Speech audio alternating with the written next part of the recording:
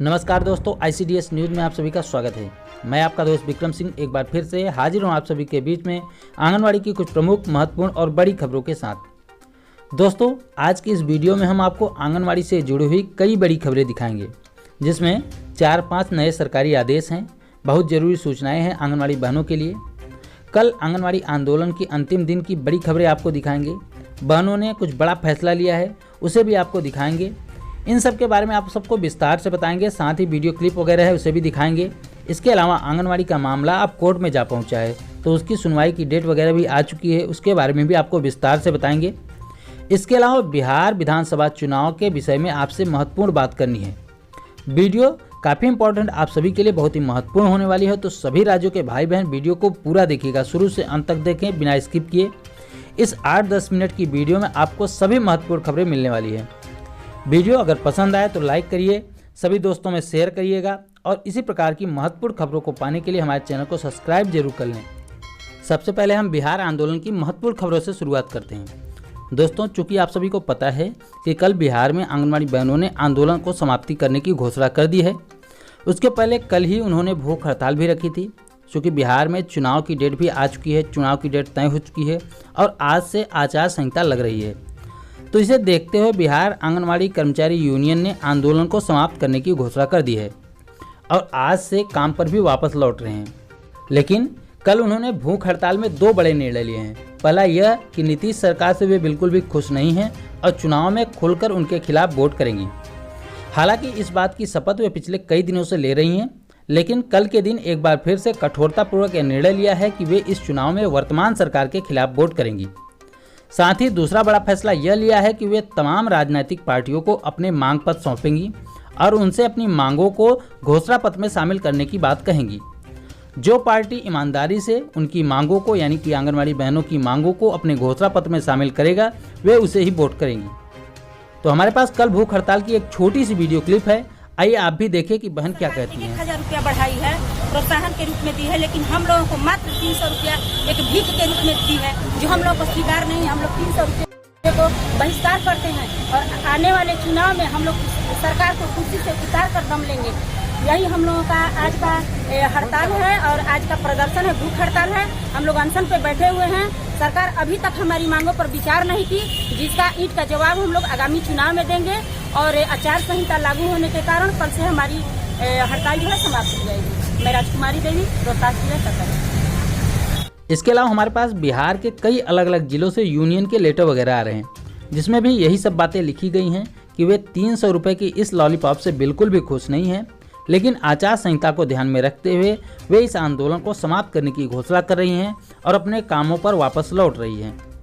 चूँकि आप सभी को पता है कि इस आंदोलन की अगुवाई बिहार राज्य आंगनवाड़ी संयुक्त संघर्ष समिति कर रही है और इसी समिति के द्वारा एक महत्वपूर्ण सूचना सभी आंगनवाड़ी बहनों के लिए है। यह सूचना जारी की गई है कल के दिन, इसे आप लोग सभी बहनें ध्यान से सुन लें। लिखा गया है कि प्रिय बहनों, बिहार राज्य आंगनवाड़ी संयुक्त संघर्ष समिति की ओर से सर्वप्रथम आप सभी बिहार राज्य के तमाम आंगनवाड़ी सेविका और सहायिका बहनों को 31 अगस्त 2020 से 6 सितंबर 2020 तक सांकेतिक हड़ताल एवं 7 से लेकर 25 सितंबर 2020 तक अनिश्चितकालीन हड़ताल पर लगातार डटे रहने के लिए लाखों करोड़ों धन्यवाद, बधाई और शुभकामनाएं।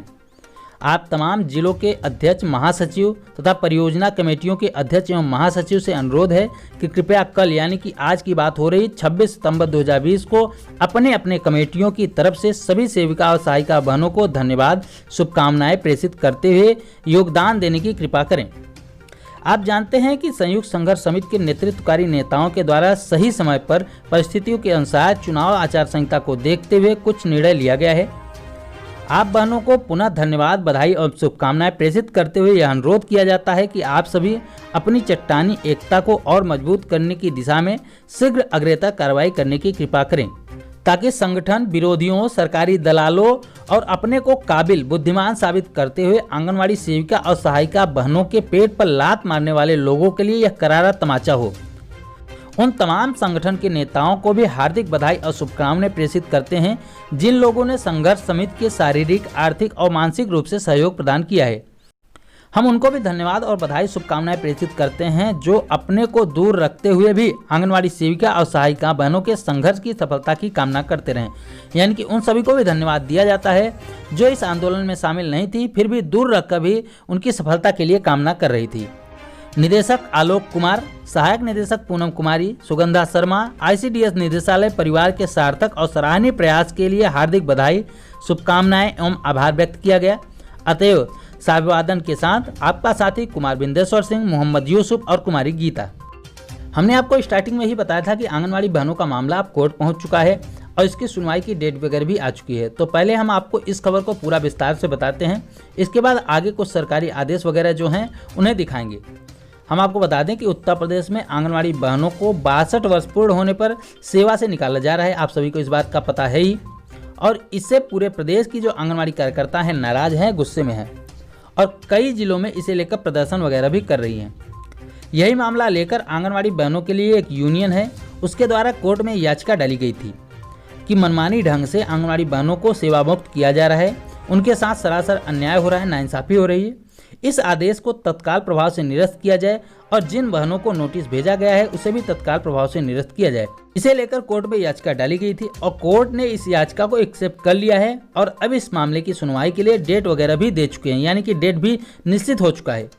अगले महीने की 5 तारीख यानी कि 5 अक्टूबर को इस मामले की सुनवाई कोर्ट में होने वाली है। तो 5 अक्टूबर की सुनवाई के बाद ही इस विषय में कोई सटीक जानकारी मिल पाएगी कि क्या इस पर क्या नतीजा निकलने वाला है, क्या छंटनी का आदेश निरस्त होगा या नहीं निरस्त होगा। इन सब की जानकारी 5 अक्टूबर के बाद ही मिल पाएगी। तो आप सभी हमारी वीडियो को ऐसे ही देखते रहिए। 5 अक्टूबर की जैसी ही जो भी सुनवाई होती है, अगर कोई निर्णय लिया जाता है तो हमारे द्वारा आपको यह जानकारी दे दी जाएगी।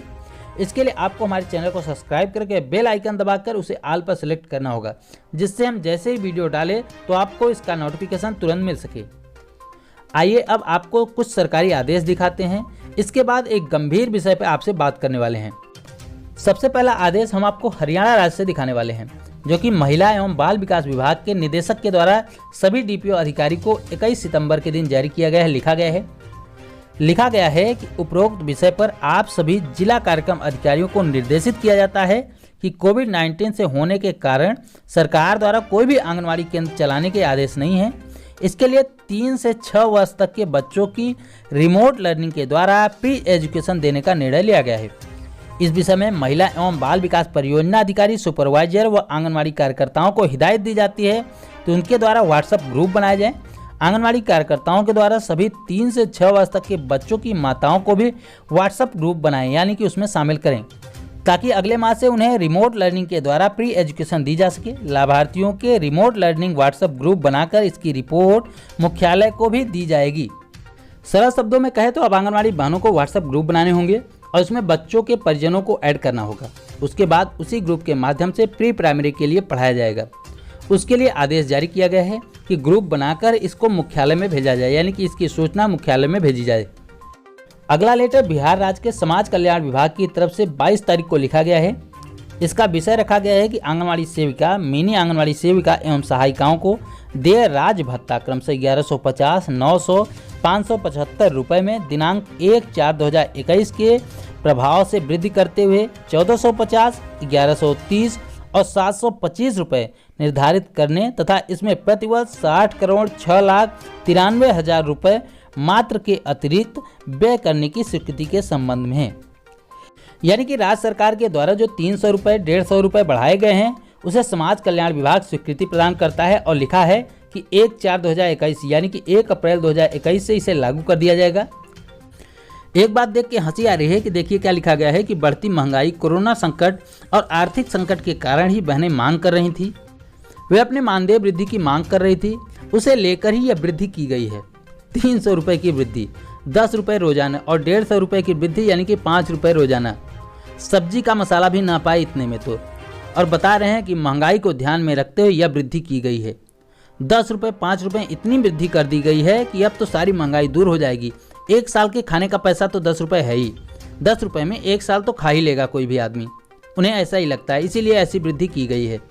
इनको लाज भी नहीं आती ऐसी बातें लिखते हुए कि 10 रुपये की वृद्धि कर रहे हैं और लिख रहे हैं कि महंगाई भत्ता को ध्यान में रखते हुए, बेरोजगारी को ध्यान में रखते हुए, महंगाई को ध्यान में रखते हुए, आर्थिक संकट को ध्यान में रखते हुए ये वृद्धि की गई। आंगनवाड़ी बहनें इसके लिए मांग कर रही थी। क्या इसी 10 रुपये के लिए मांग कर रही थी? नहीं, उनकी जायज़ मांगे थी, उसे तो पूरा किया नहीं गया और 10 रुपये का लॉलीपॉप दिया गया है कि डेली के 10 रुपये बढ़ाए गए हैं। इसमें क्या हो पाएगा आप ही सोचिए। लाज नहीं आती इनको ऐसी बातें लिखते हुए। आइए अगला आदेश आपको दिखाते हैं। यह आदेश शिक्षा निदेशक उत्तर प्रदेश लखनऊ से लिखा गया है 23 सितंबर को। इसमें शिक्षकों के साथ आंगनवाड़ी को जोड़ते हुए सर्विलांस कार्य के लिए आदेश दिए गए हैं।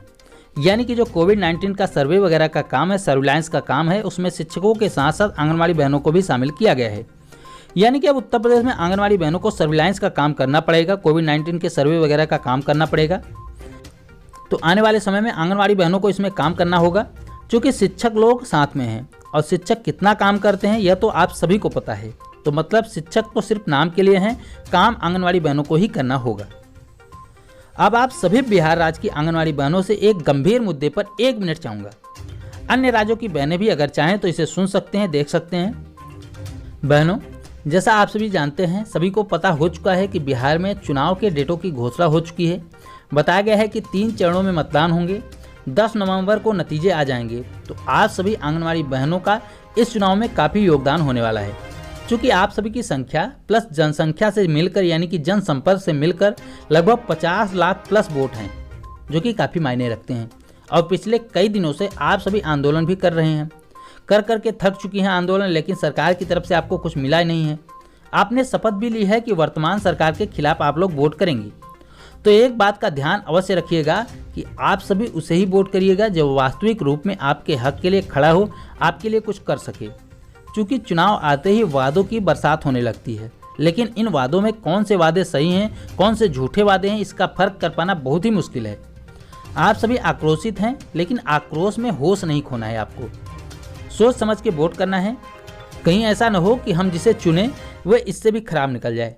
तो इस बात का ध्यान में रख के वोट करिएगा। बाकी आप लोग समझदार हैं, खुद ही सही गलत समझ सकती हैं।